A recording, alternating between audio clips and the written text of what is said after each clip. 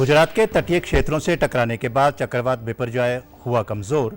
अगले 6 घंटों के दौरान और कमजोर होने की है संभावना।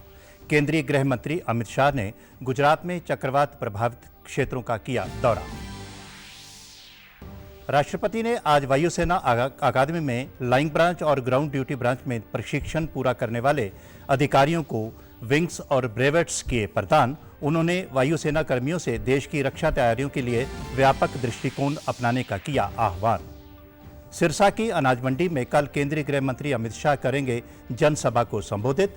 केंद्रीय मंत्री की इस रैली को लेकर प्रशासन पूरी तरह से तैयार। और केंद्रीय राज्य मंत्री कृष्णपाल गुर्जर ने हथीनखंड में पीएम किसान सम्मान निधि योजना के लाभार्थियों से किया सीधा संवाद। कहा, केंद्र सरकार ने 9 वर्षों में किसानों व गरीबों के हित में के लिए ऐतिहासिक लिए निर्णय।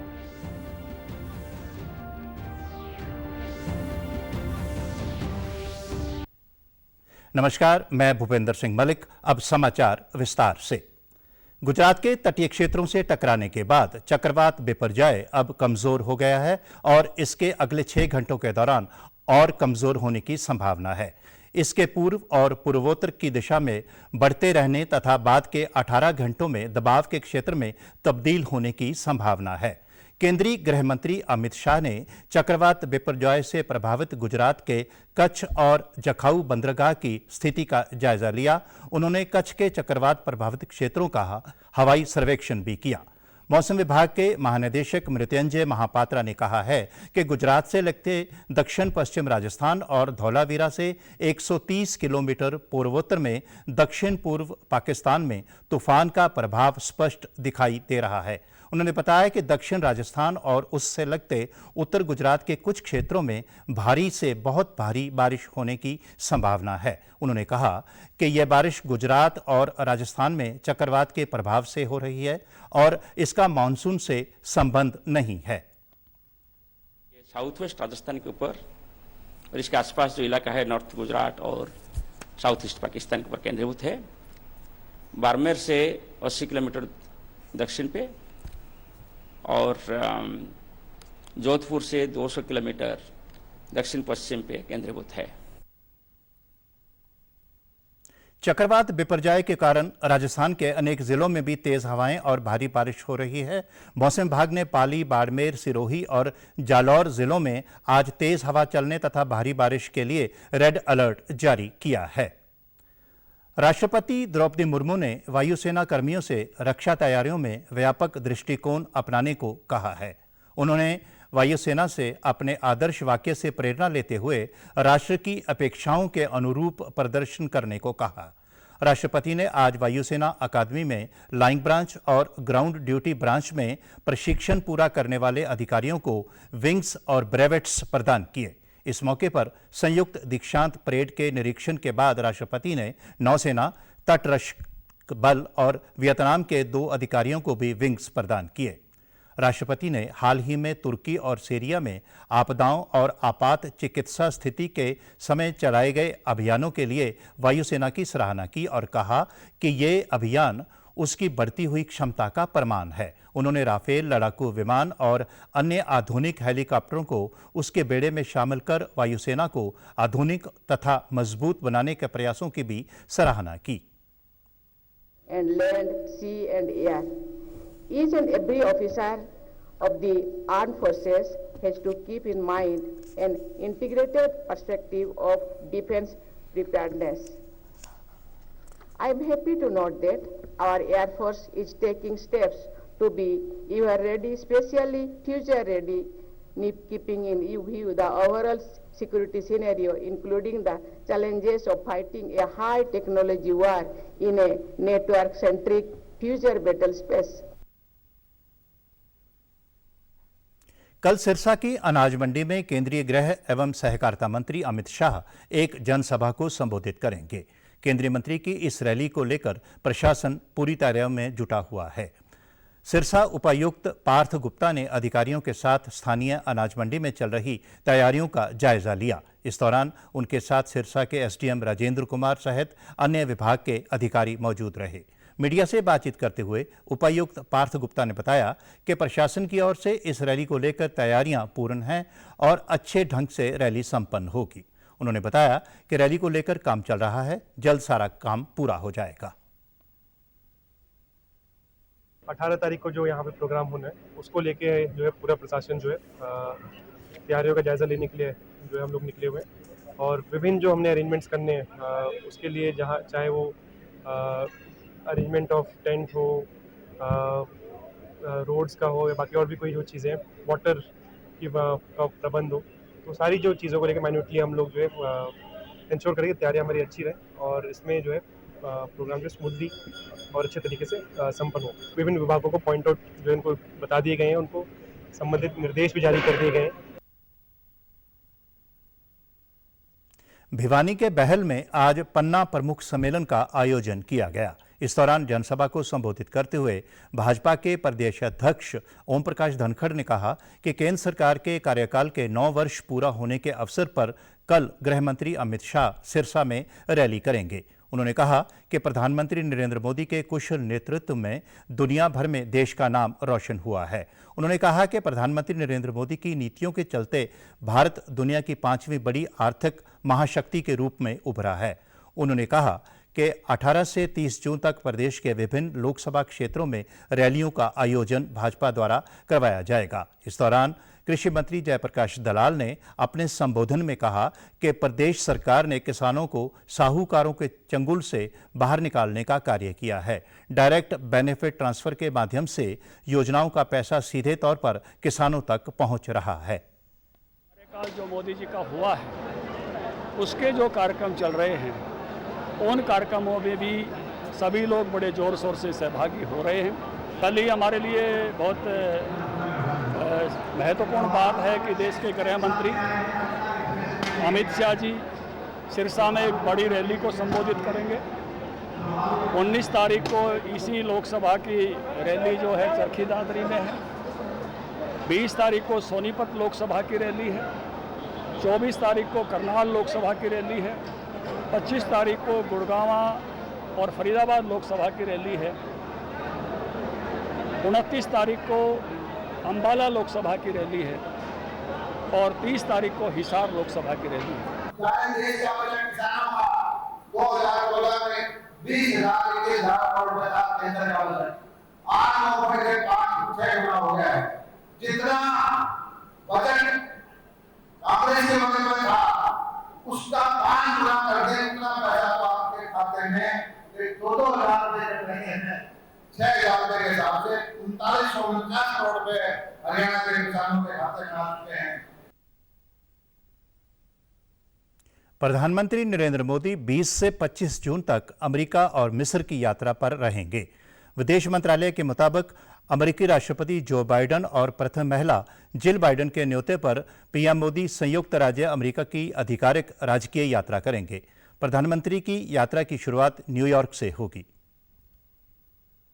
प्रधानमंत्री नरेंद्र मोदी 20 से 25 जून तक अमेरिका और मिस्र के दौरे पर रहेंगे। अमेरिकी राष्ट्रपति जो बाइडेन और प्रथम महिला जिल बाइडेन के न्योते पर अमेरिका की आधिकारिक राजकीय यात्रा करेंगे। यात्रा न्यूयॉर्क से शुरू होगी, जहां पीएम 21 जून को संयुक्त राष्ट्र मुख्यालय में अंतर्राष्ट्रीय योग दिवस समारोह का नेतृत्व करेंगे। संयुक्त राष्ट्र महासभा यानी UNGA के 77वें सत्र के अध्यक्ष साबा कोरोसी भी इस समारोह में भाग लेंगे। साबा कोरोसी ने ट्वीट कर इसकी जानकारी दी। उन्होंने लिखा, मैं अगले सप्ताह संयुक्त राष्ट्र मुख्यालय के नॉर्थ लॉन में प्रधानमंत्री नरेंद्र मोदी के साथ संयुक्त राष्ट्र में होने वाले 9वें अंतर्राष्ट्रीय योग दिवस समारोह में भाग लेने के लिए उत्साहित हूँ।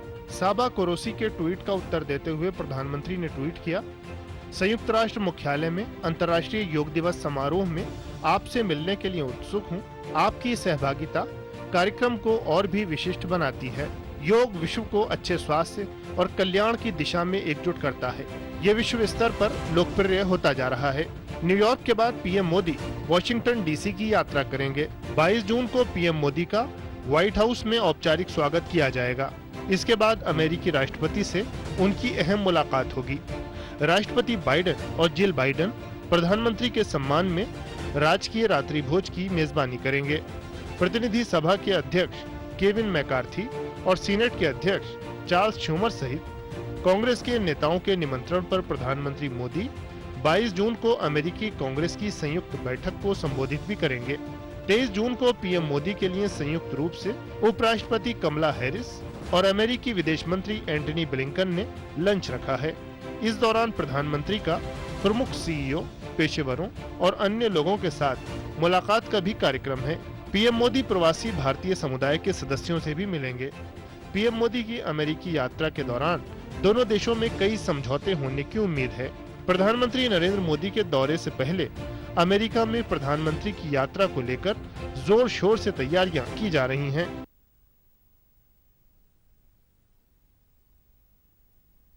नरेंद्र मोदी सरकार के 9 वर्ष पूरे होने के उपलक्ष्य में भाजपा द्वारा देश भर में महा जनसंपर्क अभियान चलाया जा रहा है। इसी कड़ी में केंद्रीय भारी उद्योग एवं ऊर्जा राज्य मंत्री कृष्ण पाल गुर्जर ने हथीन खंड के गांव गहलब में किसान सम्मान निधि योजना के लाभार्थियों से सीधा संवाद किया। इस दौरान केंद्रीय राज्य मंत्री ने कहा कि सरकार ने 9 वर्षों में किसानों व गरीबों के हित में ऐतिहासिक निर्णय लिए हैं। उन्होंने कहा कि भाजपा सरकार के पास सक्षम नेतृत्व है। उन्होंने बताया कि केंद्र सरकार द्वारा किसानों के लिए किसान सम्मान निधि योजना बनाई गई है, जिसके अनुसार 45 करोड़ की राशि किसानों को डीबीटी के माध्यम से सीधे उनके खाते में भेजी गई है। कृष्ण पाल गुर्जर ने बताया कि देश भर में हरियाणा प्रदेश पहला ऐसा राज्य है जहां पर सबसे ज्यादा फसलों की खरीद एमएसपी पर की जाती है। प्राकृतिक आपदा के दौरान फसल के खराब होने पर किसानों को उचित मुआवजा भाजपा सरकार द्वारा दिया जा रहा है। 2,68,000 से करोड़ से ज्यादा पैसा डीबीटी के माध्यम से किसानों के खाते में भेजा गया। 6,000 रुपए साल, हर 4 महीने में 2,000 रुपए। कहीं किसान को जाना नहीं पड़ता। अब 4 राज्य सरकार देती है, अब 10,000 हो गया। यही नहीं, एमएसपी पर खरीद 16 फसलों की होती है सिर्फ हरियाणा में, और एमएसपी पर खरीद जितनी कांग्रेस की सरकार ने की उससे दुगनी खरीद मनोहर जी की सरकार ने की। पूरे देश में अगर सबसे ज्यादा एमएसपी पर फसलों की खरीद होती है तो वो हरियाणा में होती है। 50% फसल खराब होती थी तब वो हकदार होता था, लेकिन मोदी जी की सरकार ने घटाकर उसको 33% कर दिया आजादी के बाद। अब 33% फसल भी खराब होती है तो उसका मुआवजा खराबे के अनुसार किसान को मिलता है। प्रदेश के परिवहन मंत्री मूलचंद शर्मा ने आज पृथला विधानसभा क्षेत्र के गांव मांदकौल में जनसंवाद कार्यक्रम किया। इस अवसर पर पृथला विधायक नयनपाल रावत सहित जिला प्रशासन के अन्य अधिकारी मौजूद रहे। परिवहन मंत्री ने गांव में लोगों की समस्याएं सुनी और समस्याओं के निदान के लिए संबंधित अधिकारियों को दिशा निर्देश दिए। उन्होंने मांदकौल में एक और रोडवेज बस चलाने के मामले में जांच के लिए तुरंत प्रभाव से आदेश दिए। परिवहन मंत्री ने कहा कि मुख्यमंत्री द्वारा राज्य में जनसंवाद कार्यक्रमों की शुरुआत की गई है, जिनके दौरान लोगों को जन समस्याओं को सुनकर उनका समाधान किया जा रहा है। उन्होंने कहा कि केंद्र सरकार व प्रदेश सरकार द्वारा विकास कार्यों को गति प्रदान की जा रही है। भाजपा सरकार ने भ्रष्टाचार पर अंकुश लगाया है। हरियाणा सरकार में पारदर्शिता के आधार पर युवाओं को नौकरी प्रदान की जा रही है। उन्होंने कहा कि सरकार द्वारा खेलों को बढ़ावा दिया जा रहा है। प्रदेश में शिक्षा व स्वास्थ्य सुविधाओं पर विशेष ध्यान दिया गया है। केंद्र सरकार द्वारा किसानों व गरीबों के हित में कई जन कल्याणकारी योजनाएं बनाई गई हैं। आपको और मुख्यमंत्री ने हर विधायक, हर एमपी, हर सांसद की और क्या लोगों की समस्या है, लोग कौन सी समस्याओं से जूझ रहे हैं। एक तो पैसे की समस्या है, कई बिन पैसे की समस्या।